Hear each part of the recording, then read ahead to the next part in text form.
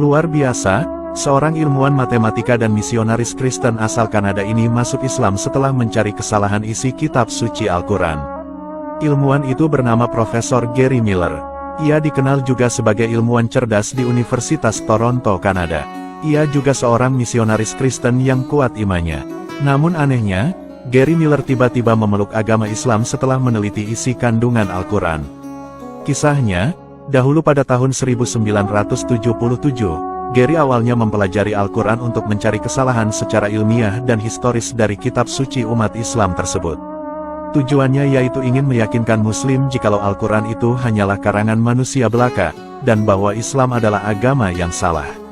Karena, agama yang benar menurutnya hanyalah agama Kristen. Seperti non-Muslim lainnya, Gary awalnya percaya bahwa Al-Quran hanyalah sebuah buku biografi kehidupan pribadi Nabi Muhammad yang direkayasa, karena dianggap di dalamnya tak menyatakan fase sulit kehidupan Nabi Muhammad semasa hidup seperti kematian istrinya Khadijah dan putra-putrinya. Namun saat meneliti Al-Quran, ia menemukan sebuah kisah dalam ayat suci Al-Quran yang mengisahkan tentang Maryam. Kisah ini justru membuat Gary tergugah karena dalam Alkitab tidak dikisahkan secara detail tentang kisah dari ibu dari Nabi Isa itu. Nabi Isa yang diklaim Yesus oleh umat Kristen, justru disebutkan dalam Al-Quran sebanyak 25 kali, sedangkan Nabi Muhammad hanya disebutkan sebanyak 5 kali saja. Lebih lanjut, Gary menyatakan bahwa unsur-unsur yang ada dalam ensiklopedia Katolik kontemporer ternyata tertulis dalam Al-Quran. Terlepas dari banyaknya penelitian teori dan rencana anggapan yang meragukan keaslian isi Al-Quran, Gary yakin bahwa tak ada yang selogis Al-Quran. Bahkan ia tak menyangka, bahwa yang ada pada gereja sendiri merupakan teori-teori dari sebagian teori Muslim dalam Al-Quran. Dengan inilah yang kemudian membuat Gary percaya sepenuhnya pada kitab suci Al-Quran. Di tengah penelitiannya, Gary sangat kesulitan mencari apa kesalahan Al-Quran. Gary justru menemukan beberapa ayat Al-Quran yang menggugah hatinya. Dia mulai ragu apakah bisa menemukan kesalahan Al-Quran. Hal ini sebagaimana yang tercantum dalam Quran Surat An-Nisa ayat 82 yang artinya, "Maka tidakkah mereka menghayati mendalami Al-Quran? Sekiranya Al-Quran itu bukan dari Allah, pastilah mereka menemukan banyak hal yang bertentangan di dalamnya." Quran Surat An-Nisa ayat 82. Lalu, sebagaimana tercantum dalam Quran Surat Al-Baqarah ayat 23 yang artinya, "Dan jika kamu tetap dalam keraguan tentang Al-Quran yang kami wahyukan kepada hamba kami Muhammad, buatlah satu surat saja yang semisal Al-Quran itu, dan ajaklah penolong-penolongmu selain Allah jika kamu orang-orang yang benar." Quran Surat Al-Baqarah ayat 23. Gary belakangan lantas merasa kagum dengan isi dari Al-Quran. Isi kandungan dan kalimat-kalimat dalam Al-Quran mustahil bila dikarang manusia. Karena kekaguman inilah, Gary kemudian memutuskan untuk memeluk agama Islam dan berusaha mempelajari kitab suci Al-Quran lebih dalam lagi.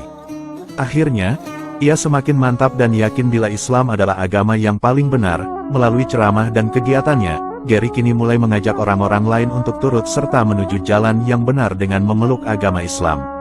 Setelah memeluk agama Islam, Profesor Gary Miller terus menyadari akan luar biasanya kandungan Al-Quran.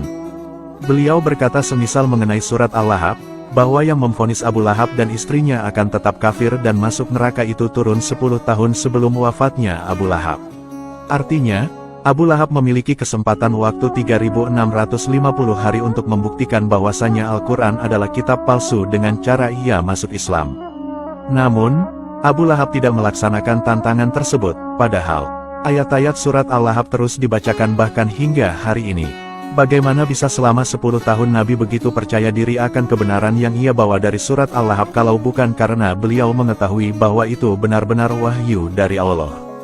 Perlu diketahui, bahwa surah Al-Lahab itu turun 10 tahun sebelum matinya Abu Lahab. Karena itu, banyak ulama yang berpendapat, bahwa turunnya firman Allah itu sebagai salah satu mukjizat Nabi. Kematian Abu Lahab sendiri terjadi setelah Perang Badar. Waktu itu, dia tidak mengikuti pertempuran tersebut. Dengan menyetor 4.000 dirham, Abu Lahab meminta seorang temannya yang bernama Al-Asy bin Hisham untuk menggantikannya di medan perang. Hebatnya, Perang Badar berakhir dengan kekalahan yang memalukan dari pihak musyrikin Quraisy. Sepekan setelah itu, Abu Lahab menderita sakit parah hingga meregang nyawa dan tewas. Abu Lahab bin Abdul Muthalib adalah paman Nabi Muhammad yang terkenal akan kebenciannya terhadap ajaran Islam. Namanya disebut dalam Al-Quran surah Al-Lahab yang merupakan pengutukan atasnya sebagai salah satu musuh Islam. Bagi Profesor Gary Miller, nasib nahas yang menimpa Abu Lahab yang sudah diberitakan jauh sebelumnya dalam surat Al-Lahab di atas sungguh sangat mencengangkan. Mengapa? Karena tak mungkin seorang nabi meramalkan nasib pamannya itu jauh sebelum akhir hidup yang dramatis itu menimpa Abu Lahab. Pasti berita itu berasal dari langit yang tak pernah salah. Hal inilah salah satu penyebab mengapa Profesor Gary Miller menjadi seorang Muslim pada tahun 1978. Menurut beliau, Al-Quran tak mungkin dikarang manusia manapun sepanjang sejarah peradaban dari dulu, kini, dan di masa depan. Profesor Gary juga menulis akan kekagumannya kepada Al-Quran dalam bukunya yang berjudul The Amazing Quran. Di buku ini kita bisa membaca dan dapat mengikuti hasil penelitian Profesor Gary Miller tentang betapa dahsyatnya Al-Quran dalam menantang logika manusia untuk mencari kesalahan di dalamnya. Semoga kisah ini bermanfaat. Wallahu a'lamu bishawab.